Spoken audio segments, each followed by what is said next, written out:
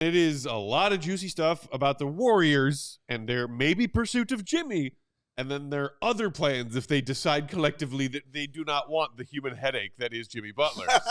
So here's the first part of it, if you will, Katie. After pulse-taking conversations with multiple players, it seems Zach LaVine might pique more interest depending on his cost. LaVine is viewed by some within the Warriors organization as the safer option compared to Butler. At 29, he's 5.5 years younger and some $5 million cheaper than Butler this season, though his contract extends longer and he's had some recent health concerns. That is Anthony Slater and Mark Thompson, collective reporting via The Athletic. Two of the best. He is right in Zach LaVine fitting in perfectly there. Like, Zach, like, off the court and on the court, I think he fits very well with what Golden State does, man, as a team and as an organization. You're saying Jimmy or Zach? Zach. As a team and an organization, Zach LaVine fits very, very well with what the Warriors like to do. The off-ball shooting would just be disgusting. Out of this world. You know what I mean? It would be super crazy. Splash Brothers 2.0, man. Yes. And this time you're adding athleticism to it because you got a guy who can create his own shot out there now. So you can draw up your own plays and Curry can rest on the offensive end a little bit more. And even just literal rest when he's out the game. And Zach can just run it like that. And then Zach doesn't have to be the one creating it because Draymond Green is excellent at finding you, you know, especially if you're going to cut. And Zach LaVine definitely can cut. If you cut, Draymond, boom, you're going to get the basketball. These are easy points he will create for that offense, man.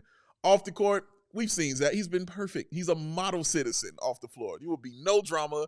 All he's out there to do is win. That's all he wants to do, man. I think it's perfect if they go get a guy like Zach LaVine for them. And they need him. I think he's a great fit. I think I might prefer Vucevic's fit with the Warriors, but I think both of them would be really good. Why would you prefer Vucevic's fit more? Just because, like, thinking about when Steph is off the court, I feel like it's probably more reliable to run offense through Vuce as opposed to having Zach be your primary guy. Like, that's not to say he can't do that. We've seen him this year be that guy.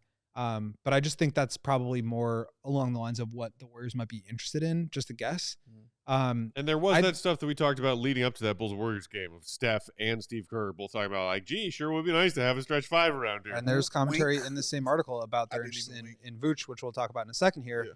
But, I mean, yeah, Zach, like, I think you laid it out really nicely, Dave, which is that, like, you get the Klay Thompson off-ball scoring element, but you also get a more dynamic playmaker with that. Correct. And obviously he's not the same shooter that Klay is. I mean, top 5 shooter of all time. Yeah. But he gives you a lot of that. He's way more dynamic with the ball in his hands.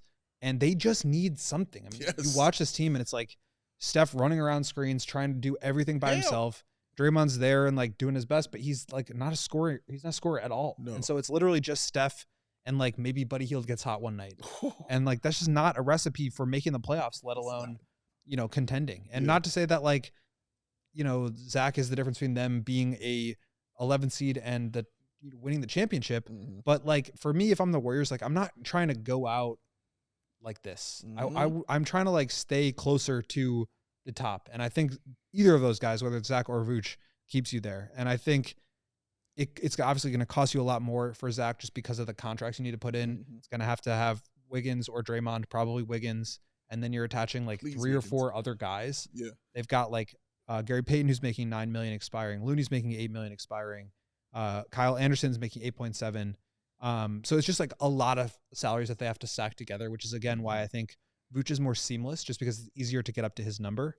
But, you know, I just think that he gives them an element that they have been really searching for, which is that off-ball scoring and then the ability to create offense when Steph is off the court. And they just don't have that right now. There was also some stuff about Vuce in that report from The Athletic. Katie, if you have that and want to put that up.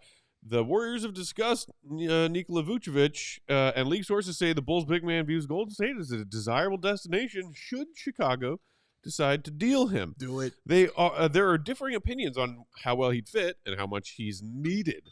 But he'll remain a secondary option for the Warriors as the market materializes in the next week. So interesting that they refer to him there as a secondary option. Mm-hmm. And it seems like right now their focus is trying to decide, do we want Jimmy and do we go after him? Especially if, according to recent reports, the Heat are so ready to be done with this that they've dropped the asking price on Jimmy. Mm-hmm. Or is Zach a better fit and somebody who our locker room will hate less? The human headache is hilarious. And like the not The as much of a human pressing heat headache. thing is interesting. And look, we were talking about this in our pregame leading up to that Bulls Warriors game very recently. Their second round rookie, Quinton Post, who had played like a grand total of 3.5 minutes all season before that Bulls Warriors game. And then he came in and hit 5 threes in that game. And Vooch had himself kind of a dud night. And we were like, well, damn. But look. He's starting tonight, by the way. Which is crazy. And who they playing? I hope. OKC. Down 14. I have nothing against the young man. I hope he crashes and burns. Oh my God. And plays like trash. Yo, come on, son. Damn. I am a Bulls fan, Dave. Damn. The greater good. He can bounce back. After the trade deadline, he can have all of the amazing second-round rookie night performances he wants. But before that, the Warriors need to feel they very much need Zach LaVine and or Nikola Vucevic and be willing to give us stuff for both of them. We all silly like the mayor.